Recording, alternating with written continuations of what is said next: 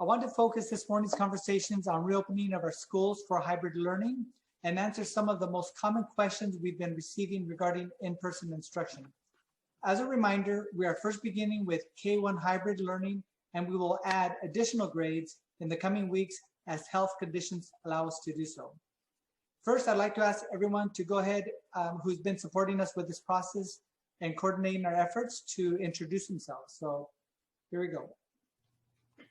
Hello, everyone. I'm Bill Nutting. I'm the Assistant Superintendent for the school district. Hi, everyone. I'm Christy Rittenhouse. I'm the lead school nurse for the school district. Hi, everyone. I'm Clint Carlton. I'm the Executive Director for Student Support Services for the district. Hi, I'm Stephanie Jones-Flores, the principal at Washington Elementary, and here representing all elementary principals. Hello, my name is Denise Behrens, and I'm a kindergarten teacher at Washington Elementary, and I'm here representing the classroom teachers. And I'm Selena Rodriguez. I am the district's public information officer. Thank you, everyone. So again, first, I'd like to share some important information. Parents, it's so important to update your contact information and make sure someone can answer the phone or text during the school day. Especially this year, it really is very important and time sensitive if we need to contact you. For example, we may have to contact you immediately if your child or the student does not have a daily health ticket, if the student is sick, or if they took medicine that day, or if they refuse to wear a mask. And last but not least, if there has been an exposure of COVID-19 at school. So again, students in these situations will need to be placed in isolation while we get a hold of the parents or guardian. And this can be very uncomfortable for our students. Thank you, Dr. Ivanko, and thank you to all of you joining us as we take this opportunity to provide answers to questions that our families may have. So I'll go ahead and get started with the first question. What is the most important thing a parent can do to make sure that their student is safe at school?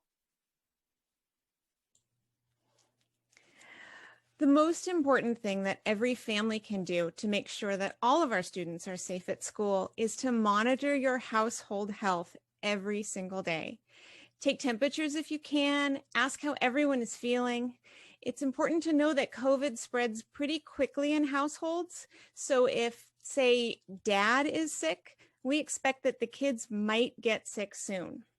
So kids could be contagious at school before they ever feel sick at home. That's why we ask about household health on our daily health tickets. We want to make sure everyone in the home is healthy so that all of our kids can come to school healthy. So if anybody in your home is sick, please keep all of the kids in the family home from school and childcare that day. Call your school. We will help determine when your child can return to school safely. If all of our Mount Vernon School District families stick to this rule, then our schools are going to be so much safer for everyone. Thanks, Christy. What if there is an exposure in my child's classroom? If we find out that there's an exposure in your child's classroom, we are going to tell you as soon as we know. We have a great team here at Mount Vernon who is so fast at notifying families. So we're going to call you. You might get a simple call, like the kind of call that you get on a snow day that asks you just to keep your child home for the next day while we investigate. But we'll get you the details, like who or how likely it is that your child was exposed and when your child can come back to school. We will get you those details as soon as we have them. As Dr. Vivanco said, it's really important to have the correct contact information for your family so we can keep you informed quickly. Students with symptoms are removed from class immediately and kept in an isolated area while they're waiting for their parents to come pick them up. So we try to limit exposures as much as possible. Will my child have the same teacher they have had during remote learning? Unfortunately, they may not have the same teacher that they had during remote learning.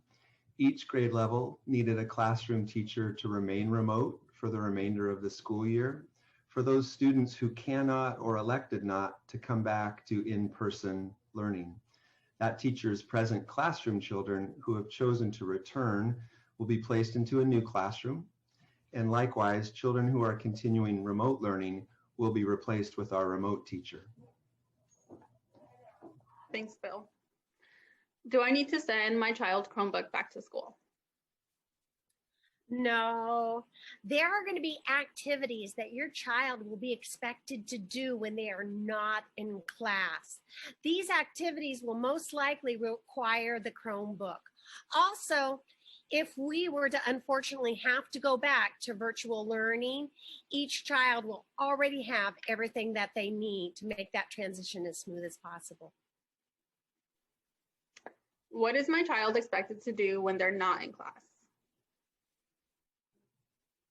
When your child's not here at school, they're expected to visit the specialist Google Classroom, so PE, health, music, and library, and continue to do their classroom practice on Lexia and Happy Numbers. And what will my child be expected to do while they are in class?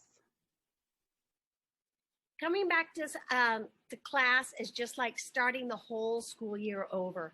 We will be teaching them routines and special procedures that they'll need to do.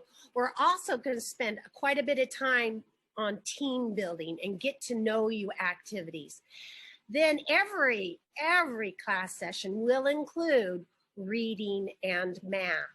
Since we have such a limited time in the day to teach these important subjects, it's very important that you have your child attend class every day.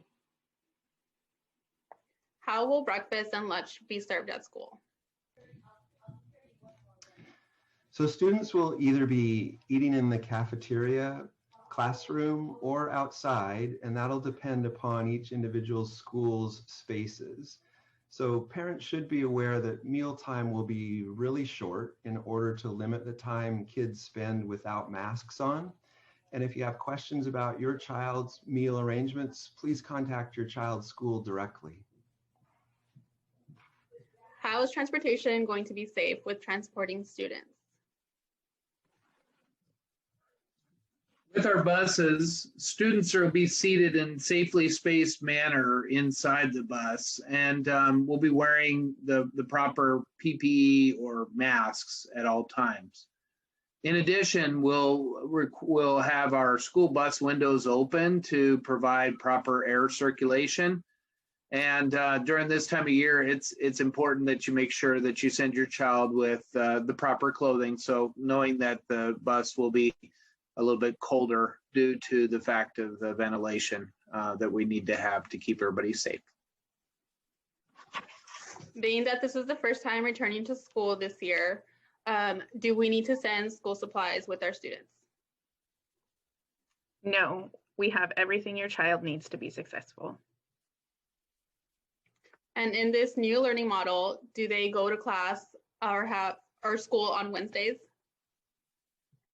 No, just like during our remote learning, the children will check in with their teacher in the mornings on Wednesday via Zoom.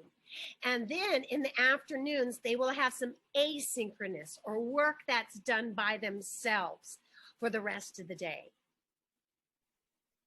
Thank you. Will there be recess during the school day? Yes, both the morning and afternoon groups will have a brief 10-minute recess. There will be recess monitors on the playground to ensure that children are playing 6 feet apart and have their masks on at all times. Will the classrooms be cleaned between morning and afternoon classes? Yes, we have proper cleaning procedures put in place to allow for sanitation of the classrooms before and after each class. In addition, classrooms are fogged at the end of each school day. And for the last question, can I volunteer or visit my child's classroom? As much as we love our parents and volunteers, unfortunately, we cannot have additional people on campus this year. If you need to pick up your child early or drop something off, please make necessary arrangements through the school office. All right. Well, thank you for joining us for this month's morning tea with Dr. V. I'd like to close with two things. First, once again, to remind you to make sure that your family's contact information is current and up to date with your child's school. And second, if you have any additional questions, please feel free to reach out to us anytime at questions@mbsd320.org or contact your child's school directly. We look forward to seeing your children back in our school buildings here in the short future. Thank you very much and have a wonderful day.